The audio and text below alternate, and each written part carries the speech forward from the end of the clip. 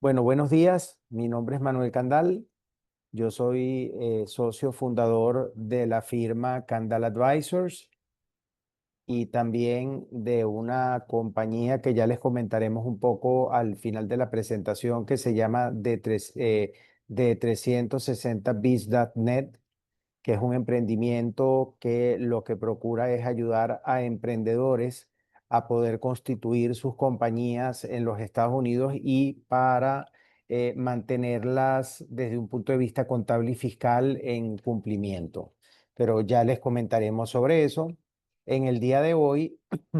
les voy a comentar un poco sobre lo que nosotros llamamos una estructura inteligente para un emprendimiento, que puede ser un emprendimiento global, puede ser un emprendimiento americano, pero en los emprendimientos globales sabemos el rol protagónico que tiene el ecosistema de los emprendimientos en los Estados Unidos. Y esto es un poco lo que vamos a comentar en la presentación. Vamos a hablar, tenemos una agenda para el día de hoy. Minuto. Tenemos una agenda para el día de hoy vamos a hablar sobre el ecosistema emprendedor en los Estados Unidos. Siempre vamos a hablar en la actualidad. Vamos a hablar sobre los tipos de entidades legales más comúnmente utilizados también en los Estados Unidos. Vamos a hablar sobre las jurisdicciones que son los estados, vamos a llamar así, en los Estados Unidos, donde más se aglutina el movimiento del emprendimiento en Estados Unidos. Vamos a hablar sobre beneficios fiscales para los emprendimientos. Incluso vamos a comentar algunos de esos beneficios fiscales que provienen de la recién inaugurada reforma fiscal del gobierno del presidente Trump, que se llama One Big Beautiful Bill Act. Seguramente ya ustedes la han venido escuchando. Eso tuvo una parte de reforma fiscal importante. Vamos a hablar también sobre lo que es el capital y los stock options. Vamos a hablar sobre la figura del CFO en un emprendimiento, incluso en etapas tempranas, y de la importancia que tiene la contabilidad dentro del desarrollo del emprendimiento. Vamos a hablar un poco sobre algunos elementos importantes que hay que tomar en consideración cuando uno organiza y desarrolla un emprendimiento desde un punto de vista de fiscalidad internacional. Y después vamos a hablar sobre lo que sería un checklist de un emprendimiento, de un startup que nosotros llamamos prospectivo, que sabemos que puede llegar a crecer hasta convertirse en lo que sería con el tiempo en un unicornio. El primer tema, que es el ecosistema emprendedor en los Estados Unidos, hay cuatro puntos que son muy importantes, muy significativos, que tenemos que traer a la mesa, que es el mercado más dinámico y competitivo del mundo cuando hablamos de emprendimiento. Estados Unidos es el país que tiene más startups activas, con alrededor de unas 75.000 startups. Ocupa con bastante claridad el puesto número uno en el Global Startup Ecosystem Index para el 2024. Tiene más de 800 unicornios demostrados que han nacido en el ecosistema de emprendimiento de los Estados Unidos, con lo cual supera ampliamente cualquier país que pudiera tener, en este caso, vamos a llamar así, un sistema o un ecosistema de emprendimiento que sea desarrollado. Lidera sectores de tecnología, fintech, salud, inteligencia artificial y energía limpia, eso con bastante también certeza. En cuanto al punto número dos, al acceso de capital y marco estable, bueno, yo creo que ustedes ya han venido escuchando un poco sobre algunas de las jurisdicciones o algunos de los estados que forman parte de los Estados Unidos. Por ejemplo, todo lo que es el estado de Delaware, que es el estado, digamos, por excelencia para constituir compañías. En el 2023 Estados Unidos atrajo a más de 170.000 millones de dólares de venture capital para desarrollo de emprendimientos americanos. Posee una infraestructura sólida, legal, protección contractual, propiedad intelectual y bancarrota. Esos son elementos muy importantes del sistema legal americano. Y Delaware, como les decía, es un poco la jurisdicción preferida de los venture capital porque tiene un sistema judicial especializado en el cual no hay, en este caso es bastante flexible, en el cual esos tribunales los manejan lo que se llaman cancilleres o vicecancilleres, con lo cual no hay que tener un sistema, vamos a llamar así, muy complejo y que pueda estar involucrando el tener más personas que puedan estar actuando en esos procesos, digamos, de bancarrota o en cualquier proceso de demanda judicial que se ventile en los tribunales de Delaware. El tercer punto es que más del 65% del venture capital global se invierte en los Estados Unidos. Para que tengan una orden de magnitud, de cada $2, o $2 de cada $3 se invierten en emprendimientos americanos. Ustedes han escuchado de Silicon Valley y han escuchado de California como un estado muy prolijo desde un punto de vista de creación de startups, y lo sigue siendo. Pero ya hay otras jurisdicciones también, otros estados que han venido jugando un rol bastante interesante en el emprendimiento, como por ejemplo Miami, desde un punto de vista de emprendimientos para emprendedores latinos, o incluso para todo lo que tienen que ver en emprendimientos en el área tecnológica o en criptomonedas. Y también hay otras ciudades como por ejemplo Austin y específicamente el estado de Texas, que también un poco por su, vamos a llamar así, por su flexibilidad y por sus pocas regulaciones en comparación a otros estados, pues ha venido atrayendo también a emprendedores para poder desarrollar emprendimientos en su estado. Yo no sé si ustedes lo han visto, pero por ejemplo, en el caso específico de Elon Musk, la empresa Tesla que nació en California, pues ya tiene un tiempo que fue mudada desde un punto de vista operativo para el estado de Texas. Y creo que hay varios emprendimientos y ya varias empresas tecnológicas grandes que están tratando de hacer lo propio. Desde un punto de vista de entidades legales, este seminario vamos a tratar de mantenerlo muy limitado, vamos a llamar así, para ir a los puntos importantes. Hay varias entidades legales disponibles en los Estados Unidos, pero en las que más el emprendimiento ha venido utilizando son las compañías limitadas, que son las LLC, y después por el otro lado tenemos las Corp, que en nuestros países son las compañías anónimas, las sociedades anónimas, sociedades por acciones y cualquier otra denominación. Las LLC son más parecido a una entidad híbrida que a lo que es una compañía. Es una entidad híbrida porque tiene de compañía y tiene también de contrato de partnership. Es mucho más, vamos a llamar así, las formalidades legales son mucho más laxas, son mucho más reducidas. La responsabilidad de los miembros, en este caso, está protegida siempre y cuando no hayan casos, por ejemplo, donde los miembros se involucran en actividades a lo mejor de fraude o actividades fraudulentas, o incluso comienzan a manejar el patrimonio de la entidad como si fuera su propio patrimonio, y viceversa, que su patrimonio lo manejan como si fuera patrimonio de la sociedad, que en esos casos, y se han visto algunos casos, el velo corporativo se puede levantar y pudieran en este caso establecer responsabilidades a los miembros de la LLC.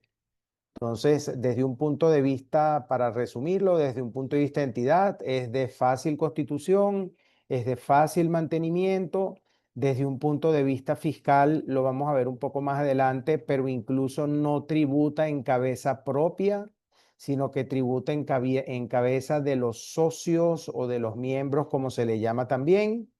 Pero desde un punto de vista, digamos, de formalidad legal, lo que sí es importante, el cumplimiento del acuerdo societario, que es lo que nosotros denominamos el Operating Agreement. En el Operating Agreement se establecen todos los acuerdos, digamos, de administración, de control, de voto que tiene una sociedad como esta.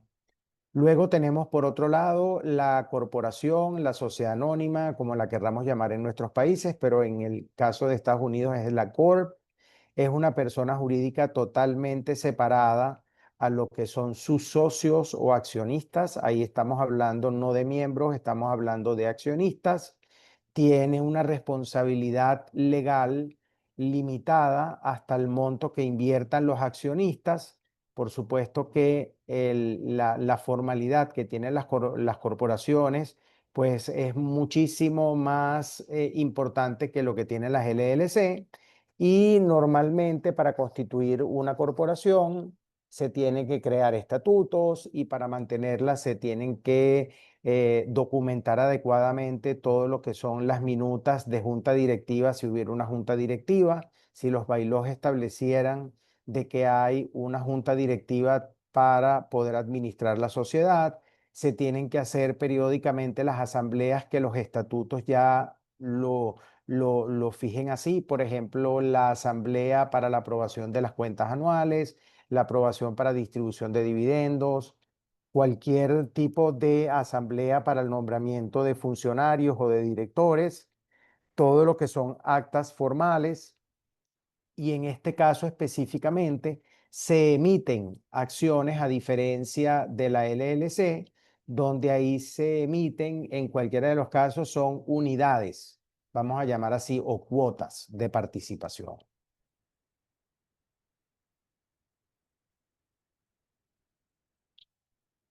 Un poco para resumir algunos aspectos relevantes, si ya esto lo llevamos un poco más a la práctica, nosotros podemos llegar a concluir que tanto las LLC como las Corps pueden tener miembros y o accionistas extranjeros. Podemos también un poco concluir que desde un punto de vista de los venture capital firms es mucho más apetecible que un emprendimiento donde ellos vayan a invertir esté bajo la figura de una corp que emite acciones, que las puede emitir desde un punto de vista de acciones comunes o de acciones preferentes. Y eso es un tema muy importante para los inversores de estos emprendimientos. Y desde un punto de vista tributario, también podemos concluir que las LLC, que son también llamadas disregard entities, normalmente, digamos por default, no van a pagar impuesto a título personal, a título de la compañía, perdón, sino que se va a distribuir lo que sería la ganancia o la pérdida que tenga esa LLC a sus accionistas y ellos tendrán que reportar en cualquiera de los casos lo que es la ganancia o la pérdida para propósitos de determinación de sus obligaciones tributarias.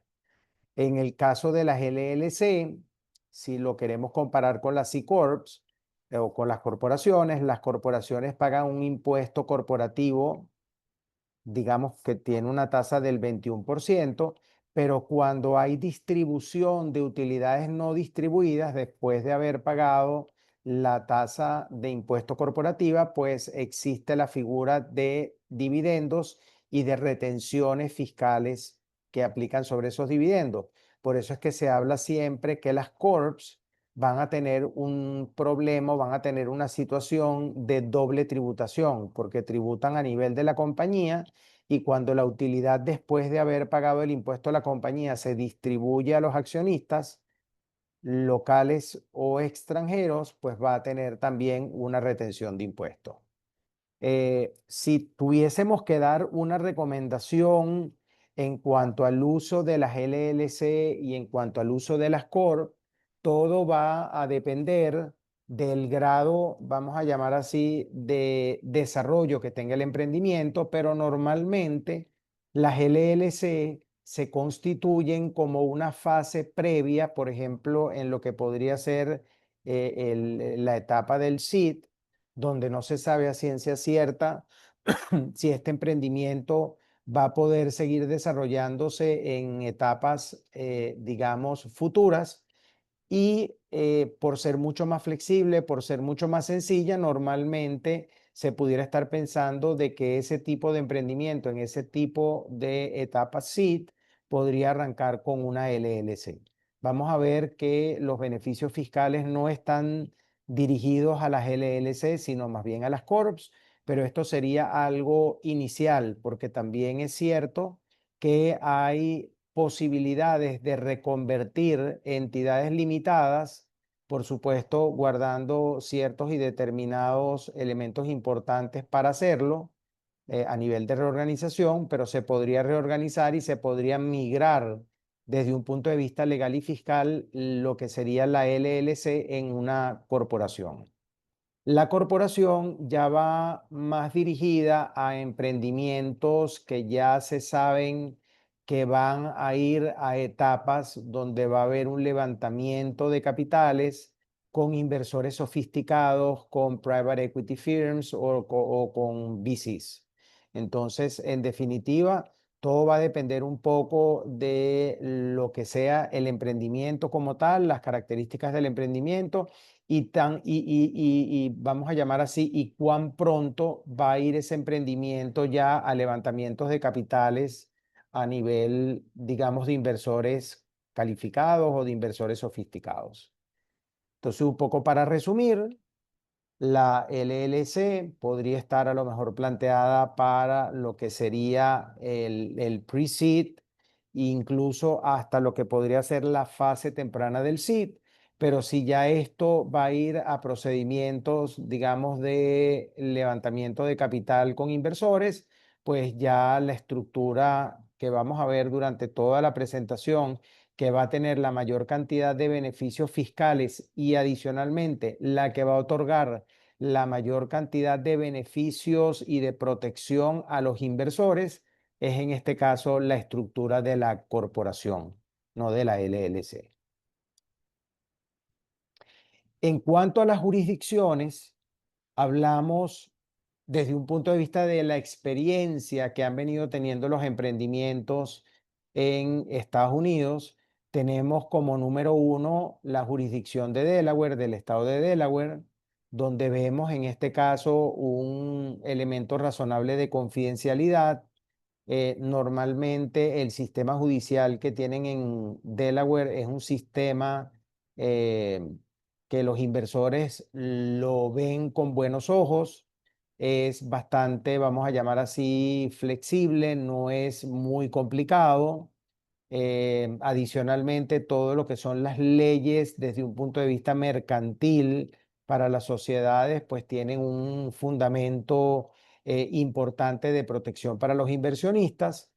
Y el único elemento importante que tiene que ser como una bandera roja es que, sobre todo para emprendimientos donde ya va a haber emisión de acciones por un número importante, como se ve normalmente en algunos emprendimientos desarrollados, donde hablamos ya de millones de acciones, pues eso se tiene que hacer muy bien planificado porque en función también del número de acciones emitidas, se cobra a nivel de Delaware lo que se denomina un franchise tax, que es como si fuese un impuesto de franquicia que cobra directamente el Estado y que no tiene nada que ver con el impuesto sobre la renta que se cobra a nivel federal. En Delaware, las compañías no tienen la obligación de pagar ningún impuesto estadal a la renta, pero sí tienen que pagar el franchise tax, que es un elemento, como les digo, si no se planifica adecuadamente, pues puede darnos algunos sustos. Luego tenemos, en este caso, Texas, que ha sido un poco de la noche a la mañana una jurisdicción que se ha venido dando a conocer con casos como los de Tesla, donde hubo una mudanza, una reincorporación de Tesla desde California a Texas, y así ya han habido varios casos que se están dando. Desde un punto de vista de lo que es los costos de operación,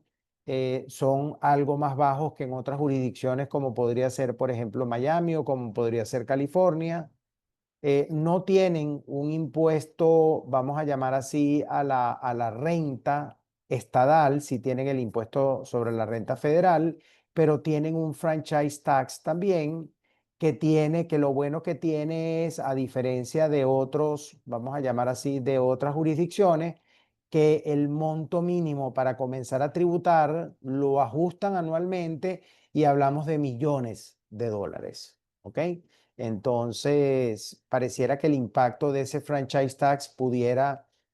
ser comparativamente más ventajoso que lo que pudieran tener otras jurisdicciones. Y por supuesto, como decíamos, un poco el Estado ha venido también tratando de atraer capitales y emprendedores, un poco con todo lo que es el régimen mercantil y el régimen operativo que tienen para emprendimientos, que es muy pro creación de empresas. Luego tenemos el caso de Florida, que normalmente está muy, digamos, está muy dirigido hacia lo que son inversiones eh, que pudiéramos hablar para emprendedores internacionales que tuvieran empresas consultoras o que se dedicaran, en este caso, a e-commerce o los mismos, digamos, emprendimientos tecnológicos o de criptomonedas que tienen base en Miami. Vamos a llamar así, todo lo que es el ecosistema de emprendimiento de Miami en los últimos años se ha venido fortaleciendo y ha venido creciendo de una forma bastante importante. A diferencia de otras de las jurisdicciones que hemos hablado, por ejemplo, Delaware,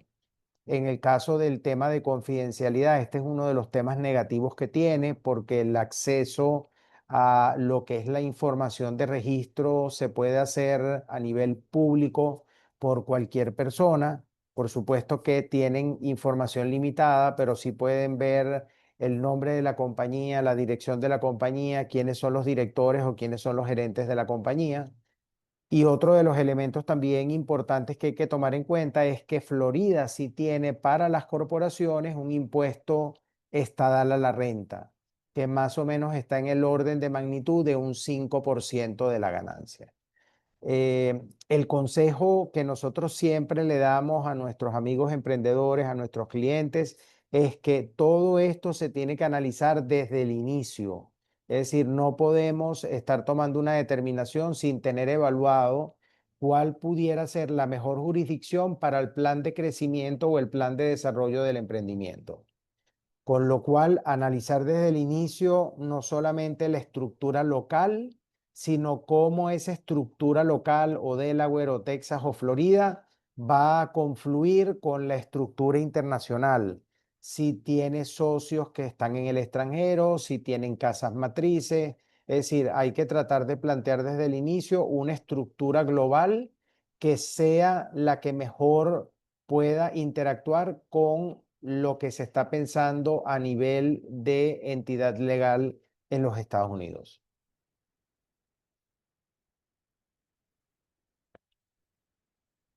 Un poco para también comentarlo en detalle, ya antes lo habíamos un poco conversado, las corporaciones, ¿ok? Pueden tener dos tipos de régimen fiscal. La S Corp, que se denomina el Small Corporation, ese es poco utilizado en los emprendimientos y es básicamente poco utilizado porque no da la opción de que hayan accionistas extranjeros,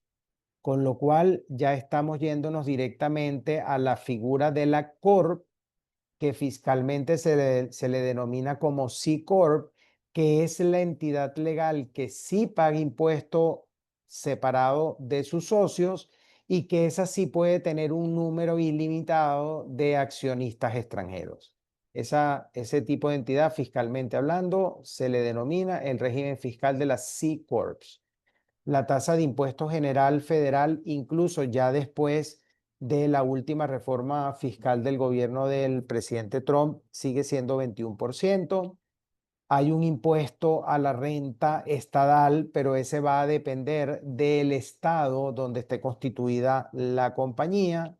Puede haber un franchise tax, pero eso también depende del estado donde la compañía se constituya e incluso pudiera haber lo que es un annual filing fee que se tiene que pagar año a año, pero ese también depende del estado elegido. Por ejemplo, una compañía vamos a llamar así, en Florida, tendría un annual filing fee, que es un monto fijo, estamos hablando más o menos de unos $175, pero si la compañía está realizando actividades, puede tener la obligación de pagar, aparte del impuesto federal a la renta, de pagar el impuesto de la Florida a la renta.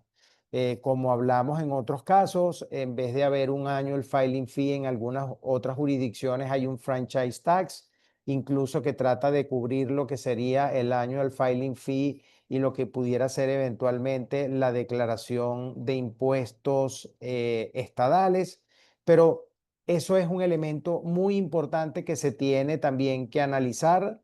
antes de poder comenzar a constituir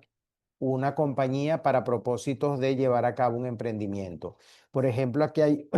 una jurisdicción que no hemos mencionado,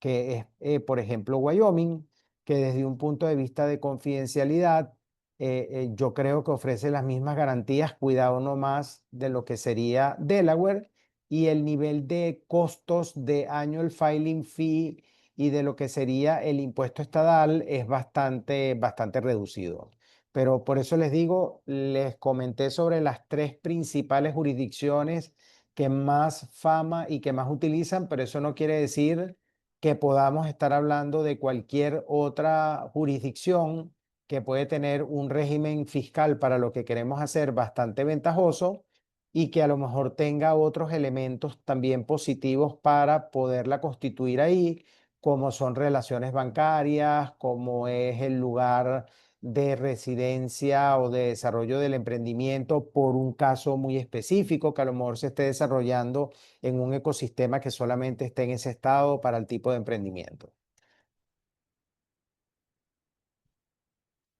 Desde un punto de vista de beneficios fiscales, y estamos hablando única y exclusivamente para la Corp, no estamos hablando para la LLC. Hay dos beneficios fiscales que para el emprendimiento son muy importantes. El primero es el que les presento aquí, que es el beneficio fiscal del Qualified Small Business Stock, por sus siglas QSBS, que le da un beneficio no a la compañía que es la emprendedora, sino a aquellos accionistas que invierten en la compañía emprendedora. ¿Ok? ¿Y cuál es el beneficio fiscal? Incluso ya con el ajuste de la reforma del presidente Trump, la reciente reforma, que aquellos inversionistas que inviertan en una C Corp, ¿ok? En una corporación y no en una LLC, que la actividad de la Corp sea una actividad calificada, pero cualquier actividad, por poner un ejemplo, de tecnología, es considerada una entidad calificada, no solamente desde el punto de vista, digamos, de la tecnología per se, sino que podría ser B2B, B2C, podría ser un SaaS, lo que querramos llamar. Si inversionistas americanos invierten en este tipo de entidades calificadas, corporaciones, y adicionalmente esa compañía, cuando suscribe acciones, tiene activos que estén por debajo de 75 millones de dólares y esa compañía se dedica al menos en un 80% a realizar una actividad operativa, y cuando hablamos de operativa no queremos referirnos a pasiva, es decir, que no es una entidad financiera o no es una compañía que se dedique a arrendamiento o no es una holding que reciba dividendos de otras afiliadas.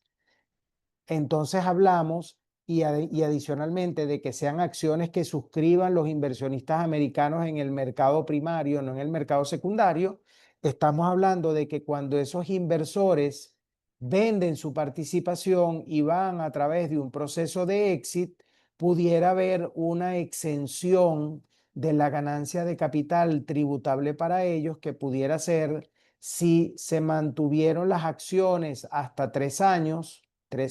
o más, estamos hablando de que o 10 veces el costo fiscal de lo invertido o el 50% de la ganancia, lo que sea mayor, estaría exento del pago del impuesto para ellos como inversionistas. Si el tiempo de tenencia es al menos de 4 años o más, estaríamos hablando de que también la exención sería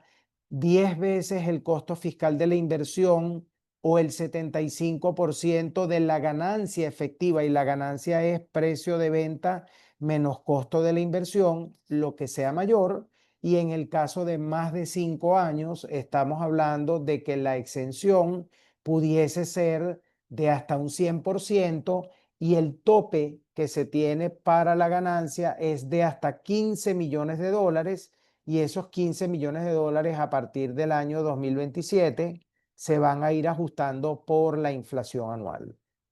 Entonces, como ven, vamos a llamar así, para que un C Corp o un emprendimiento que tenga una corporación pueda darle un beneficio adicional al inversor, una justificación adicional para que invierta en su emprendimiento, este régimen de los QSBS es muy importante para ellos como inversores. Cuando yo digo incluso extranjeros, y este es un tema también importante, el extranjero no tiene ningún beneficio, porque recuérdense que si un extranjero invierte en una corporación americana y hay un procedimiento de exit y él sigue manteniéndose como un socio extranjero, la ganancia de capital no va a tributar en los Estados Unidos. Pero se han visto casos que hay inversores que cuando invierten como extranjeros y luego se vienen a vivir a los Estados Unidos y ya se convierten en residentes. Entonces, para el caso de que sea como lo estamos comentando, si en el momento de la inversión él era extranjero y pudo, vamos a llamar así, entrar en un beneficio como este, si en el momento en que va a ser el exit él es extranjero, no tendría ningún beneficio, pero si él fuera local, si él fuera residente americano o ciudadano americano, pues ahí estaríamos hablando de que este beneficio le iría muy bien. Luego, otro beneficio fiscal que solamente tienen las corporaciones es un beneficio que se denomina el Foreign Derived Intangible Income, sus siglas FDII. Y esto es un incentivo que se le da justamente a las empresas que desarrollan una actividad de exportación de bienes o de exportación de servicios. Entonces aquí, por ejemplo, pudiéramos tener un emprendimiento tecnológico donde van a haber clientes en los Estados Unidos, pero van a haber usuarios también y clientes en todas las partes del mundo. Entonces, este emprendimiento pudiera aprovecharse de este beneficio fiscal porque la idea es que aquellas compañías que puedan demostrar que exportan bienes o servicios, ¿ok? Pueden reducir de su renta fiscal gravada un porcentaje en función al porcentaje de ventas locales, o mejor dicho, de ventas de exportación a clientes en el extranjero sobre el total de ventas. Entonces, por ejemplo, para el año 2025 y para el año 2026, en función de lo que sería ese porcentaje de ventas locales y ventas externas, y estamos hablando de que lo que se va a reducir no es el ingreso bruto, es la ganancia, es decir, el ingreso menos el costo de ventas o el costo de producción del servicio,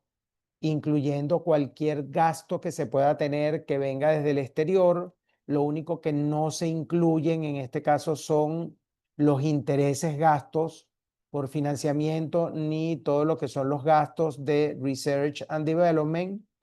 ni tampoco se van a considerar aquellas ventas que no califiquen como su actividad primaria, es decir, si un emprendimiento vende los activos y se los está vendiendo, en este caso, a un local o a un extranjero, eso no va a tener impacto. Pero fíjense qué interesante que para aquellas ganancias por actividades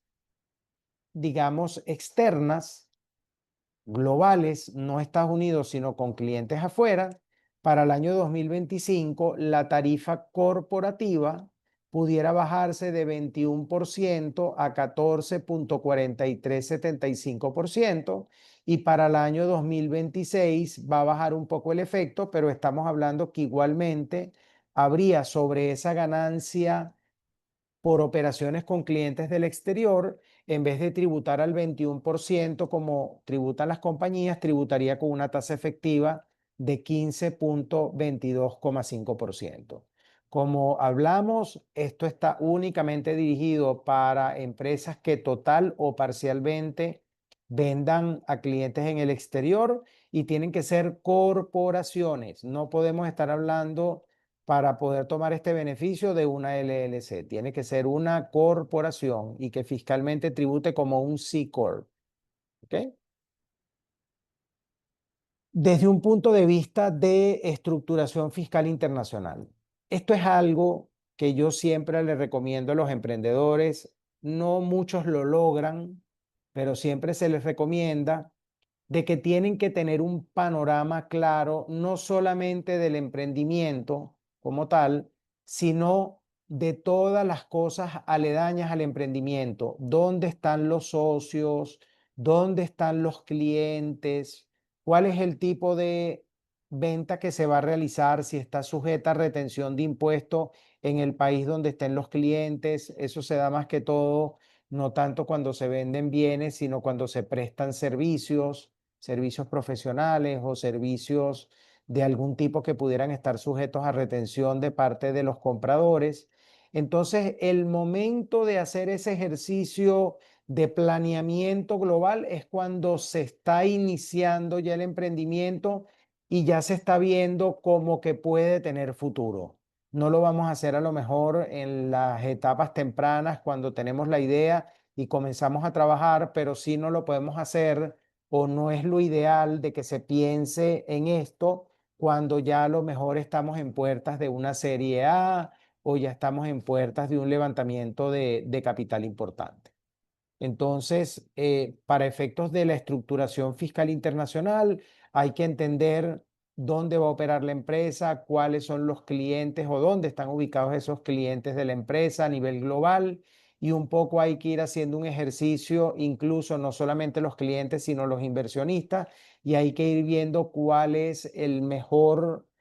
tipo, digamos, de estructuración internacional, no solamente para propósitos de saber dónde están los accionistas y cómo esos accionistas van a interactuar con el emprendimiento, sino también clientes. Con lo cual, evitar la doble tributación y conflictos regulatorios tiene que estar en el tope de la lista.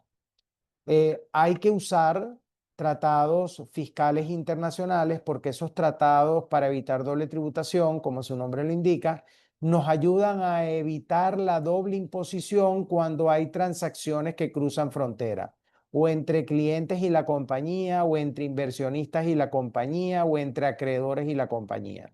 Y sobre todo, hay que entender muy bien cómo esos tratados para evitar doble tributación confluyen con la legislación local de esas jurisdicciones o de esos países que están, digamos, dentro del análisis, porque no solamente tenemos que ver cómo hacer para que no haya o no se dé una retención de impuestos, sino que también tenemos que entender que si no hay más remedio que se dé la retención de impuestos, tener muy claro también por la legislación doméstica del país en cuestión cómo vamos a aprovechar ese crédito fiscal. El tema de precios de transferencia es un tema muy importante, muy relevante a nivel de fiscalidad global. Y cuando hablamos de que hay un emprendimiento que tiene transacciones con partes vinculadas que están en el extranjero, todas esas transacciones se tienen que construir a valores de mercado. Y esto nos puede originar contingencias, pero más que contingencias, lo interesante aquí es que nos puede servir de estrategia para poder determinar cómo esas transacciones van a ser concluidas, y cómo el manejo, vamos a llamar así, de transferencia de utilidades o de pérdidas que pudiera ser fiscalmente eficiente desde un punto de vista del impuesto sobre la renta a nivel del grupo, lo podemos hacer con el adecuado soporte. ¿Por qué? Porque si podemos hacer una transacción que esté dentro de los valores de mercado de precio de transferencia y podemos trasladar una ganancia o una pérdida que nos beneficie, con el aval de la aplicación de las metodologías y de los números comparables, pues bueno, pues es algo bastante interesante.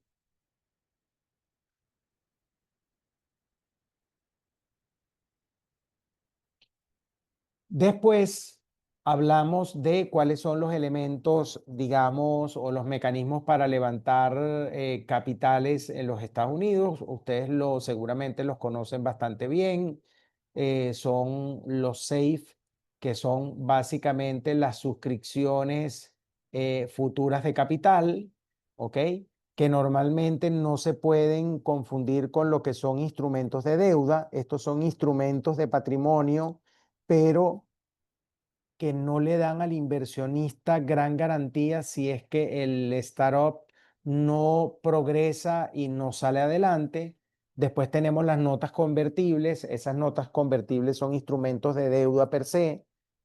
que normalmente generan pago de intereses, pero que también tienen unos elementos y condicionantes específicos para que en determinado momento pudieran, en este caso, ser capitalizadas y ser convertidas en acciones, ¿ok? Uno de los temas que siempre le digo a los emprendedores que desde el día uno tienen que procurar y que tienen que trabajar con mucha inteligencia y sobre todo con mucha planeación y con mucho soporte documental es el cap table, porque el cap table es justamente el elemento importante para poder tener determinado y adecuadamente valorado lo que es la dilución de los socios emprendedores. Y por supuesto que no es solamente que se tiene que tener adecuadamente estructurado, sino que se tiene que manejar inteligentemente. Muchas veces, a lo mejor el momento en que se plantea una alternativa o un mecanismo de dilución no es el mejor momento. Entonces, todas esas cosas tienen que ser evaluadas por los emprendedores y tienen que cuidarlo como al propio emprendimiento. Luego, en Estados Unidos hay básicamente dos figuras de opciones que se utilizan. Una es el Incentive Stock Option, que es el ISO, y el otro es el que se denomina el Non-Qualified Stock Options. Vamos a decir así, para colaboradores americanos pudiera estar planteado el ISO. Para colaboradores extranjeros, bajo ninguna circunstancia puede estar planteado el ISO. El que puede estar planteado es el NSO, que también puede estar planteado para consultores de la empresa. Entonces, uno de los temas importantes aquí es que el ISO no le da a la empresa, por la constitución, digamos, del plan, no le da a la empresa una deducción de lo que sería el efecto de estas stock options que se estarían dando, pero en el caso del non-qualified stock option sí habría una deducción, pero esa deducción significaría un ingreso fiscalmente gravable para el que lo recibe. Si es un americano, pues tendrá seguramente retenciones de impuestos que se le tendrán que practicar y tendrá que declarar ese ingreso para propósitos fiscales en su declaración personal. Y si es un extranjero, podría pensarse adecuadamente de que ese ingreso como tal, al ser una compensación no laboral, sino ser una compensación de un freelancer, por ejemplo, o de servicios, y él no es residente y él no está prestando el servicio dentro de los Estados Unidos, de que no estuviese sujeto a tributación cuando él ejerce la opción de ese NSO. Ya después, cuando tiene esa opción ejercida y después la acción la vende, ahí va a tener en este caso una ganancia de capital, y esa ganancia de capital también, si el el tenedor de ese título es americano, pues de todas tendrá que pagar impuestos en los Estados Unidos como una ganancia de capital a corto o a largo plazo. Y en el caso de ser un extranjero, pues hay que analizarlo un poco más en detalle como para corroborar que toda la actividad se está realizando desde el exterior, pero pudiera estar incluso no sujeto al pago de impuestos para él.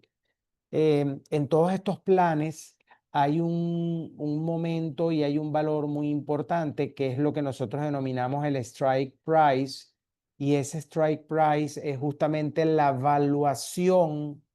o el valor que se le está dando o en el ISO o en el NSO al colaborador o al consultor,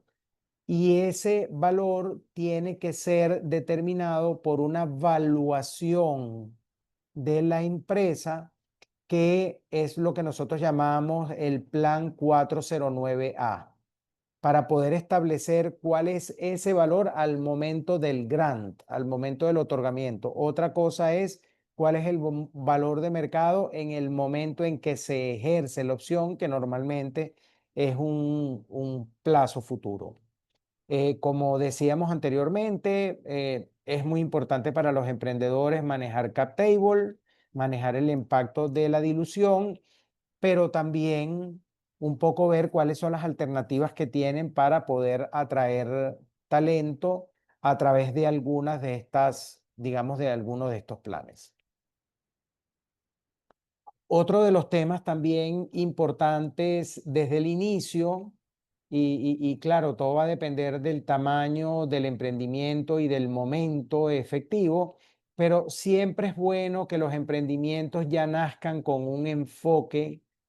de CFO, con un enfoque no solamente de llevar la contabilidad, sino también de hacer una planeación de todo lo que es la parte fiscal, de todo lo que es la parte legal, todo lo que son las modelaciones de los, vamos a llamar así, de los modelos de negocio. Trabajar con ese CFO en tiempo real, todo lo que tiene que ver tanto el bond rate como lo que es el cash flow y el levantamiento de fondos. Porque una de las cosas que mi experiencia me ha venido diciendo es que los emprendimientos hoy por hoy, y ya desde hace bastante tiempo atrás, muchos de los problemas comienzan a pasar cuando a lo mejor no tienen un control adecuado del flujo de caja, no invierten lo que los inversores invierten desde un punto de vista razonable, y después se quedan sin gasolina, como digo yo. Se quedan con un levantamiento que hicieron que no, a lo mejor no lo invirtieron adecuadamente, lo despilfarraron, y después para llegar otro nuevo inversor para que ponga dinero, pues siempre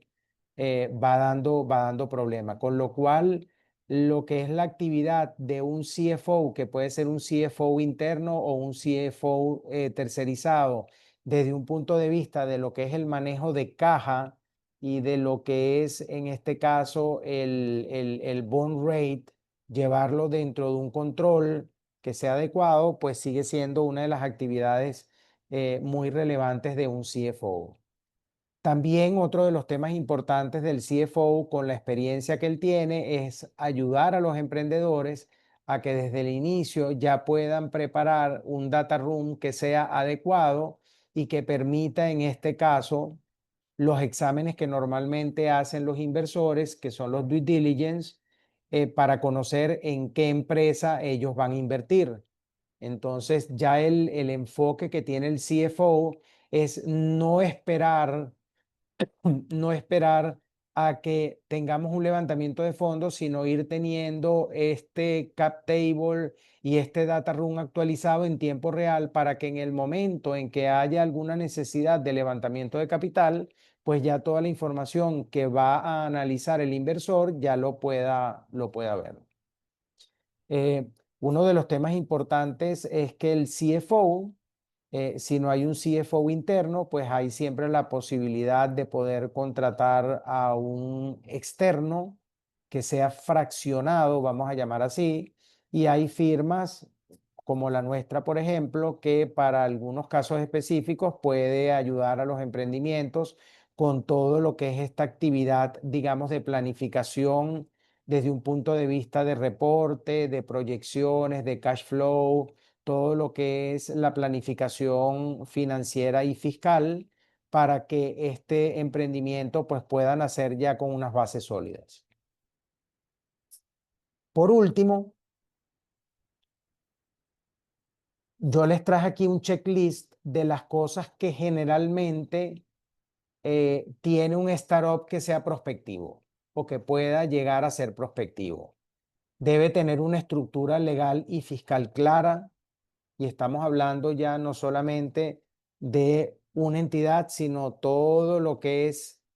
la estructura global que incluya también a los inversionistas. Debe tener un modelo de negocio financiero previsto, alineado y validado. En cuestión del fundraising, debe tener un cap table y un plan de incentivos que pueda ayudar en la mayor medida a los socios fundadores para evitar problemas, digamos, de dilución temprana, vamos a llamar así. Debe tener un sistema contable y de reporting operativo ya totalmente comprobado y totalmente en uso. Debe tener bajo todo lo que es el tema financiero fiscal, debe tener un CFO, bien sea interno o bien sea fraccionado, para poder en este caso ya ir tomando y ayudando a los emprendedores a que vayan tomando las decisiones más inteligentes desde un punto de vista financiero, legal y fiscal. Deben tener una estructura global de negocios y legal que sea coherente, y debe tener ya una estructura, vamos a llamar así, de cumplimiento legal y fiscal que sea especializado. Y ahí también estamos, o que sean, en este caso, internos creados por la propia compañía, por el propio emprendimiento, o que sean contratados. Eh, Esto es lo que les teníamos planteado para el día de hoy. Espero que les haya parecido interesante. Podemos abrir ahora también un compás de preguntas. Vamos a seguir haciendo seminarios sobre emprendimiento y sobre estos temas que seguiremos anunciando a nivel de las redes sociales. También